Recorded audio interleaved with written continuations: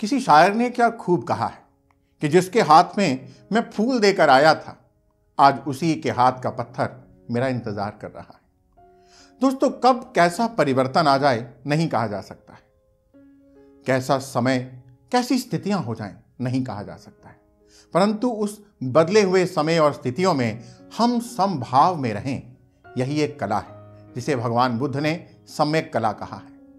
नमस्कार, मैं आप सभी का अपना गौरव विग आज की इस वीडियो में आपका स्वागत करता हूं और आज बात करूंगा इसी सुंदर विषय के बारे में। दोस्तों, एक छोटी सी कहानी सुनाऊंगा।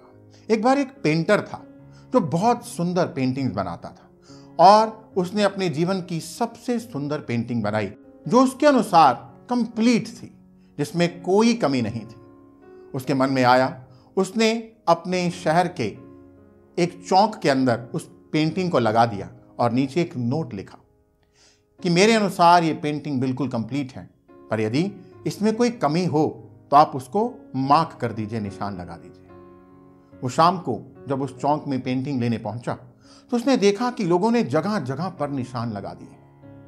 वो उस पेंटिंग को उठाता है और बिल्कुल टूटा हुआ, निराश, हताश अपने घर वापस आ जाता है। वो इतना निराश था कि उसका ऐसा मन जीवन से उठ गया कि वो जीवन का अंत करने के लिए जा रहा था। तभी उसका मित्र आता है और उससे सारी बात पूछता है। सारी बात बताने पर उसका मित्र उसे एक और सुझाव देता है कि मित्र, तुम एक बार फिर से ये पेंटिंग बनाओ और उसी चौक में दोबारा लगाओ, परंतु इस बार नोट को बदल देना और लिखना कि यदि इसमें कोई कमी हो तो उस कमी को कृपया ठीक कर दें। उसने ऐसा ही किया और फिर से शाम को अपनी पेंटिंग को वापस लेने पहुंचा। पर दोस्तों, इस बार वो देखकर हैरान हो गया कि किसी ने एक भी जगह कोई भी बदलाव नहीं किया, किसी ने कोई निशान, कोई चेंज नहीं किया।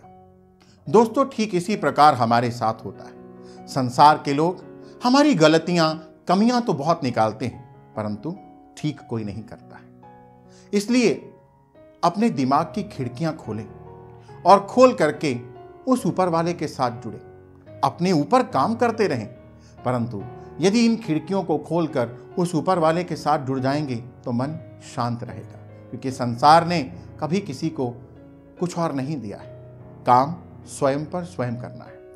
जैसे एक महान संत तुकाराम जी, जो महाराष्ट्र के बहुत बड़े संत हुए। संतों से हम बहुत कुछ सीखते हैं, तो इनकी जीवन की भी ये एक घटना बहुत कुछ सिखाती है।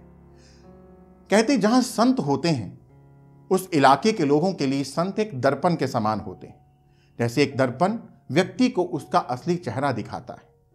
अब लोग अपना असली चेहरा तो नहीं बदलना चाहते, तो वो दर्पण को ही तोड़ना चाहते हैं।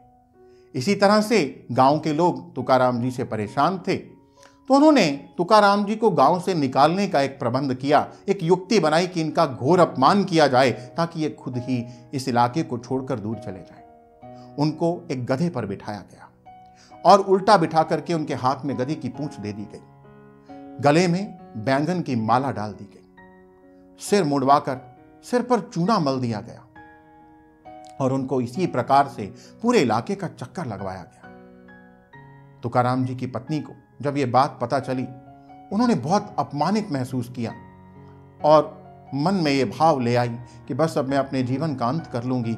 इतना अपमान, अपने पति का इतना अपमान मैं नहीं सह पाऊंगी। तुकाराम जी गधे पर सवार जब चक्कर लगाकर घर पहुंचे तो उनकी पत्नी ने दुखी हृदय से यही बात कही कि इतना अपमान, अब हम यहां नहीं रहेंगे, मैं जीवन का अंत कर दूंगी। तो तुकाराम जी ने कहा कि इसमें तो कोई दुखी होने वाली बात ही नहीं है।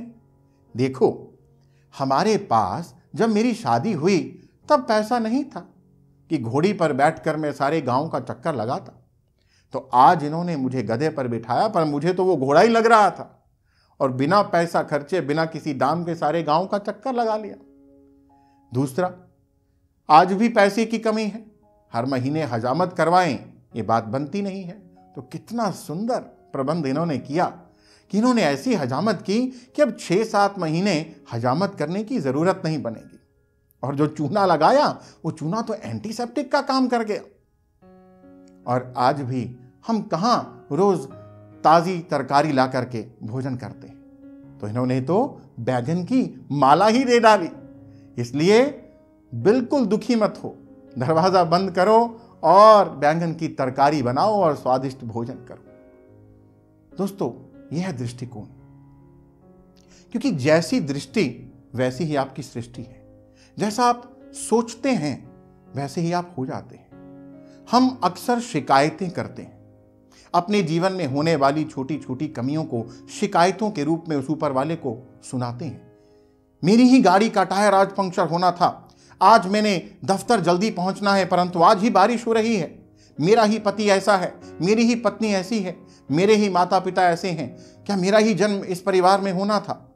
हम हमेशा शिकायतें करते हैं, और जब हम शिकायतें करते हैं तो उस ऊपर वाले की कृपा का द्वार, सारे द्वार बंद हो जाते हैं। दोस्तों, आशा करता हूं कि इन दोनों दृष्टांतों से आपने बहुत कुछ सीखा होगा और आपका भी दृष्टिकोण आपके जीवन के प्रति, जीवन में हो रहे परिवर्तन के प्रति, लोगों के प्रति, स्थितियों परिस्थितियों के प्रति अवश्य बदल गया होगा और अब आप भी अपने जीवन को सुंदर ढंग से जीना शुरू करेंगे। अपना दृष्टिकोण हर स्थिति के प्रति पॉजिटिव रखेंगे। लोगों का काम है निंदा करना, लोगों का काम है आपके भीतर कमियां निकालना।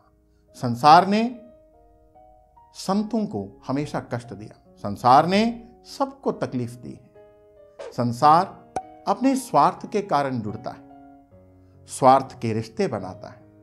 जैसे एक कीचड़ में सुंदर कमल खिलता है परंतु उस कमल पर कीचड़ की एक बूंद भी टिकने नहीं देता। बस उसी प्रकार कष्ट में भी, तकलीफ में भी पॉजिटिविटी बनाए रखेंगे और उस कमल की भांति खिलते रहेंगे। आप सदा हंसते मुस्कुराते आनंदित रहिए। धन्यवाद।